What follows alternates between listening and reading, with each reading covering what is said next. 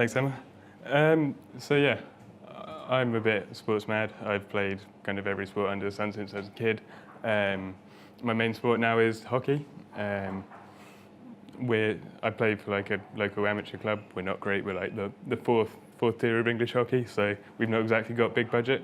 But I wanted to do some sort of kind of video analysis, and I kind of help the team watch our videos back and kind of build a analysis platform, basically with no budget. So the tools I was using are YouTube and Tableau Public. So yeah, at the start of each game, I kind of just put up the GoPro behind the goal, and then it just records for the full 70 minutes. And then kind of having video is great to watch back, but when you've got a full match, then kind of not everyone in your team is going to be kind of going to sit there through the whole game if they only want to see their kind of points. So whilst video is great and like it's kind of the best data form you can have for sport, you need to curate it. So you need somebody to watch it, like, and make sense of it, tag it, kind of create a timeline or something else that allows people to sift through the video quickly to get their parts. Because in a 70-minute game, you might only be watching 5 or 10 points.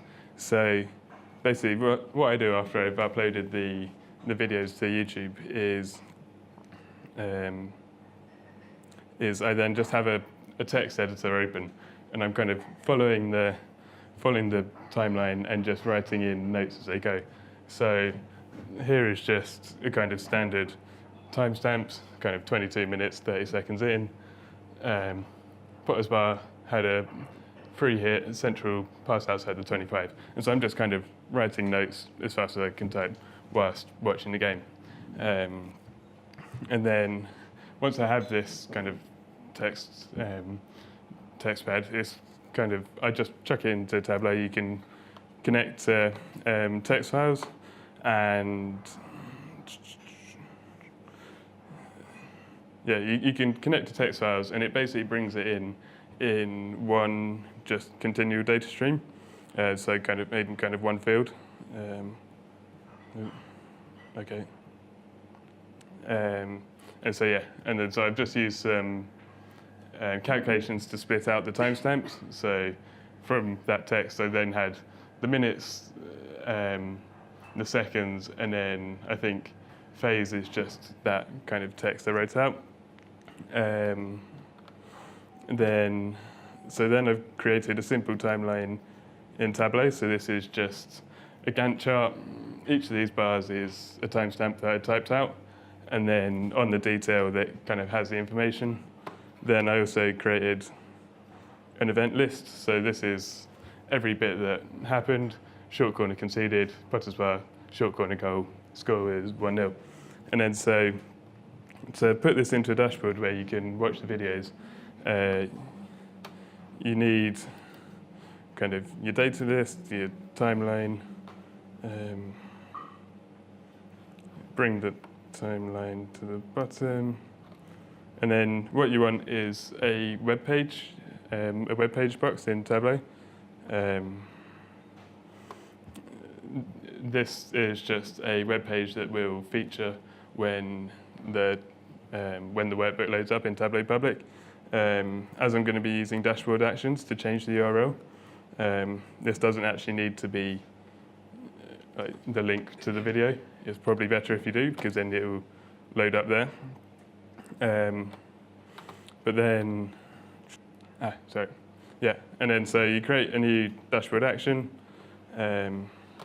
What you want is a URL one, and then both the sheets are listed. So on the event list, if I click on one of these events here, then it will take me to that time in the video, and then also the timeline. So if I just click on a bar here, then the YouTube video will skip through.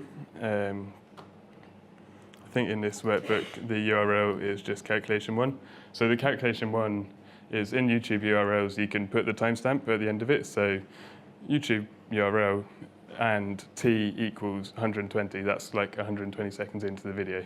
So the calculation sorts it out for me using the timestamps.